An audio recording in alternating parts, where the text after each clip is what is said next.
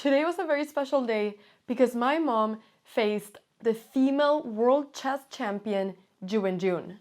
Now this was round 7 of Norway Chess, a huge tournament that she's playing in Stavanger, Norway. I am here too. And she already faced Ju Wenjun a few rounds ago and had a huge chance of winning. It was probably one of the most heartbreaking moments that I've seen in chess because it was my mom and I really wanted her to win. So today, when she played her, it was a very important game because it really felt like she has the chance here to get revenge. Now, this game was nothing but exciting. It was an incredible game, and I'm very excited to show it to you. The game started with Ju Wenjun playing d4. Now, my mom played knight f6, she played c4, and my mom played e6. Now, you need to understand that in this position, Ju Wenjun, because she was ranked second at this point, really wanted to beat my mom.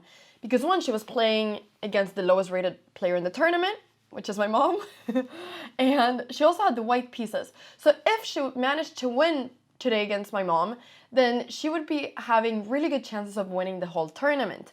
And the first prize is around $65,000. So Ju Wenjun was doing everything to win, and one could tell in this game that this was not going to be a long, boring, slow game. No, there was going to be action in this game. Things were going to go fast. So she played knight c3, my mom played the Nimzo Indian, which is also a very dynamic opening, and then castles, bishop d2, and all of this was played very fast. And now she played this little move b6 to get her bishop on b7 and then be able to put this bishop on this diagonal. Now, after Ju Wenjun developed her bishop, knight e2, my mom went d5, and this was a very comfortable position for her. Now she's been able to place her pawn in the center. This is literally like the dream when you're playing the Nimzo. She has a strong bishop here. She's going to develop her knight. This was a very comfortable position. But so far, we didn't really know that this game was going to be as insane as it was. So all of this was very natural. She developed the rooks, rook c1, a6. She wanted to be able to play bishop d6 and retreat with the bishop in case it gets attacked, but she didn't want this knight to come up to b5 then. Now f3, signalizing that maybe Ju Wenjun is going to play a move such as e4. And if you see here on the time, my mom had so much more time. At this point, she had only spent 7 minutes. So she played bishop d6, and it was in this moment that everybody realized that Ju Wenjun, she was going for the kill. She was going for the win. She played g4. And this is an absolutely... Okay, now I'm not going to say it's a crazy move because it's one of the best moves, but it's a very pushy move. And you're basically saying, okay, my king is going to be super weak and I am taking a risk. Because this move is risky. Either it's a move that kind of goes, okay, there's going to be a decisive game. Either you win or I win. And I was very excited when I saw this. So immediately when I saw this, I realized that this was going to be really, really fun.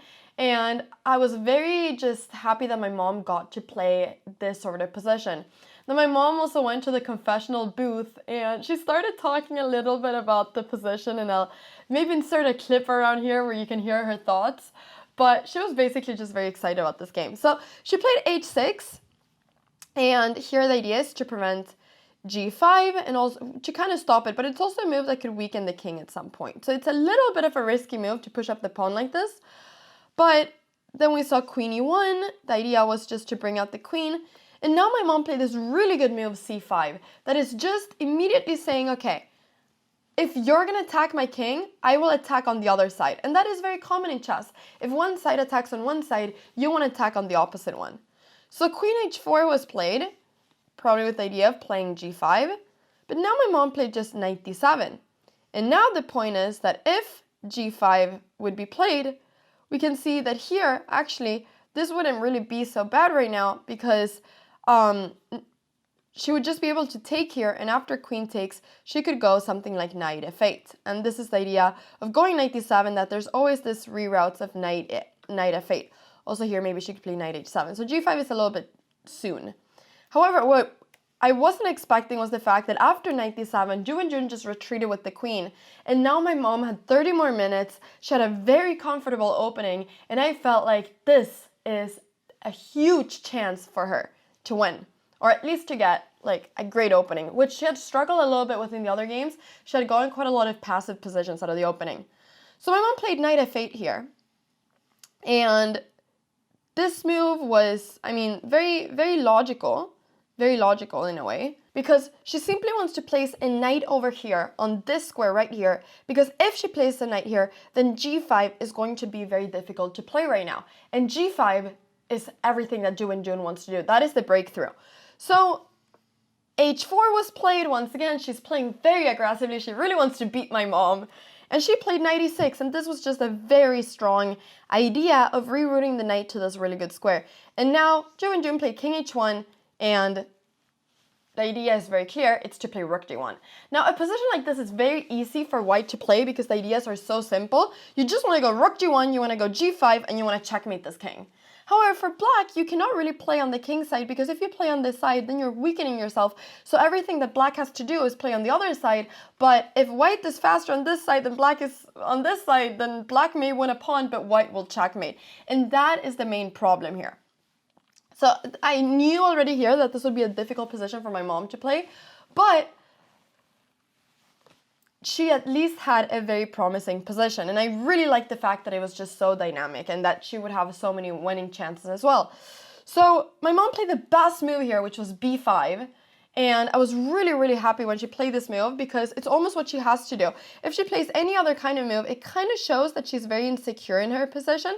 But b5, the idea is actually really beautiful, because the idea here is that if rook g1, it loses for white, because there's this crazy move, b4, and after the knight moves somewhere, there's this beautiful move taking on d4, and after pawn takes, knight e4, and it just wins. And this just sacrifices a knight, but it takes advantage of the idea that this bishop on b7 is so strong on this diagonal, and now if this bishop moves, then bam, e3, and black wins a queen. But also, I mean, she did it! Wow! She did it! b5 is on the board! That's a great move, actually. Oh, this is so good. This also, you know what also makes me really happy? It makes me feel like she's comfortable in the position and that she's playing to try to win. Yeah, I agree. So this is just really beautiful, but Ju Wenjun just played a3 immediately, and then my mom's idea of playing b4 stopped. And now she had to rethink, and she spent a lot of time thinking here, but ended up playing knight d7. And this move was also really good. Like, so far my mom has played like 97% accuracy. This move was also really good because the idea here is to open up for this queen, so that this queen now is also stopping g5. This queen is stuck on f2 because otherwise this pawn is hanging, and this knight has a few different options. Either it'll go to b6 or to f8 to protect. So this was a very good move as well. And now rook g1 was played. Now, here, you know, my mom could have played something like rook c8, which is a move that makes a lot of sense, because if she's able to just trade one pair of rooks, then the attack on the king is not going to be as strong. So placing it on the c file to later try to take this pawn and force this knight to stay here is very logical. But she played the move knight f8. And here, she just wanted to play a move that would protect her king a little bit more. And so in that way, it made sense. She was scared of playing too much on the queen side, because she just wanted to ensure that she didn't get checkmated. Now, the best way for Ju Wenjun to continue is to push her pawn to play f4, threatening to play f5, and now in this position, my mom only has one idea that doesn't make her lose the game immediately. She only has one move that she can do, or at least one idea, one concept that she can do to stay alive in the game, and not just alive, but be slightly better. Now, this was an absolutely insane line, and I just find it so impressive that she was able to find this, because I honestly, during the game, thought she wouldn't be able to find this. So she played the crazy move c takes d4, which doesn't look so crazy. But after takes, there's an idea here, and she must find this, because otherwise f5 is coming, g5 is coming, and these pawns are just bombarding this king, and it's just going to be checkmate. It's just going to be over. There's going to be nothing to do. So you can try here to find what the move is, and if you do, write it in the comments, because it is extremely impressive, and I'll be very proud of you, and you should be very proud of yourself, and you should automatically gain like 200 points of rating if you find this, because it's insane. So pause the video, tell me in the comments, and okay, now I'm going to tell you. The move was knight c5, sacrificing the knight, And the idea is that if Ju Wenjun takes, there's this crazy line of bishop takes c5. The queen is now forced to take, because otherwise the rook is hanging. And now my mom can go d4 check. If the king goes to h2, this is a checkmate. So the only move is to go knight e4 and sacrifice the knight. And now after queen takes h4, king g2, she has the move rook takes e4, keeping her bishop. And now after king f1, queen h3 check. And after the king goes to e1, there's this move rook e8. And there is no way of preventing this knight from being saved. So even though in this position my mom is a knight down, it doesn't matter because this bishop will either go to f3 or to d3.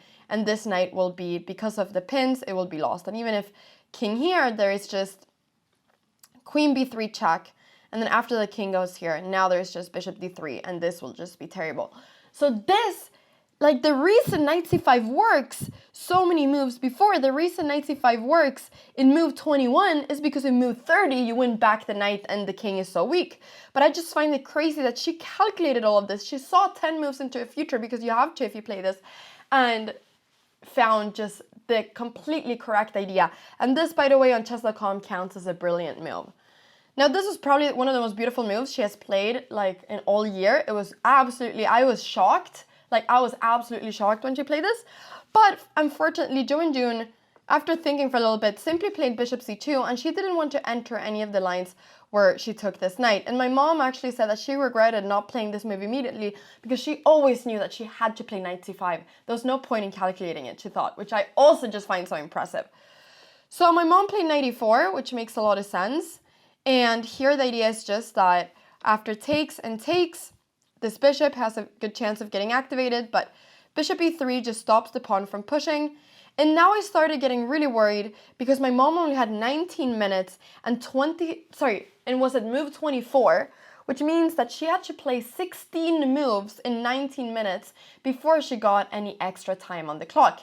Because in this tournament, at move 40, you get 10 seconds per move extra added to your clock, but before that, you have no extra time. So if you run out of time, you lose on time. There's no extra time added.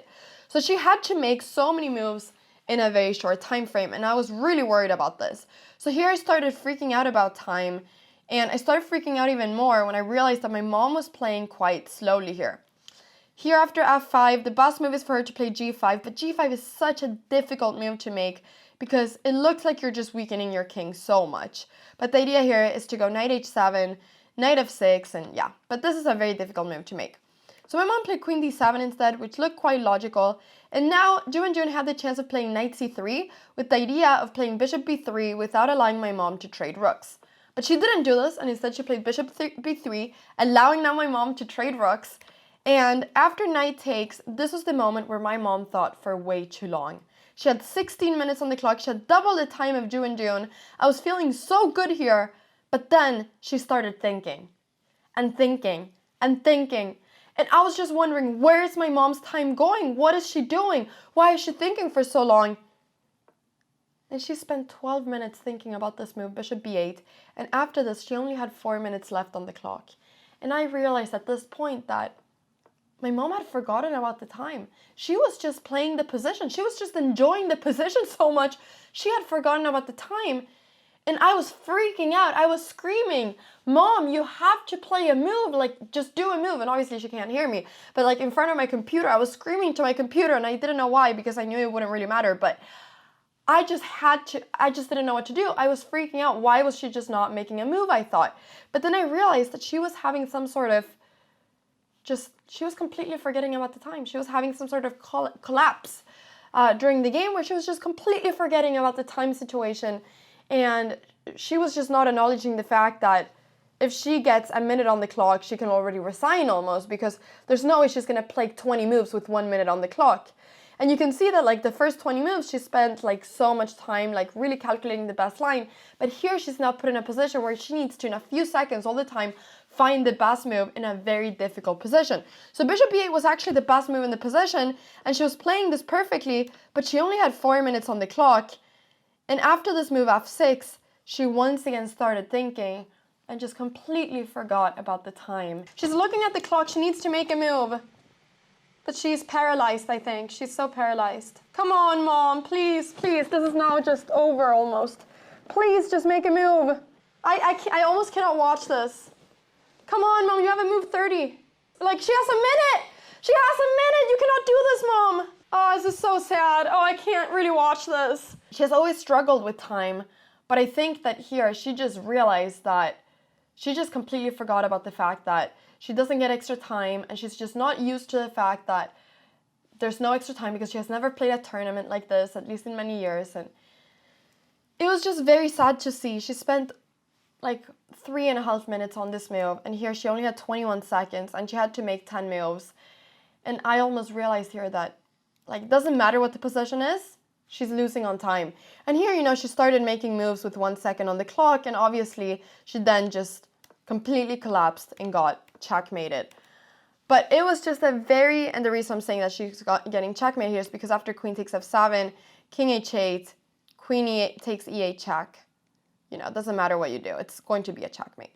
So here it was very sad because it quickly hit me that she had just collapsed at the end of the game, and she had just, yeah, not really being able to play her best at the end of the game.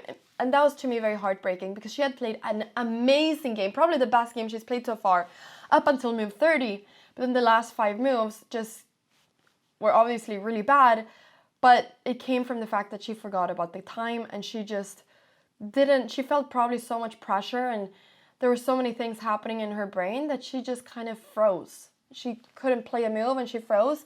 And this is something that happens a lot of times in chess, and it's called analysis paralysis, which sounds like it's a made-up word because it rhymes, but it's not.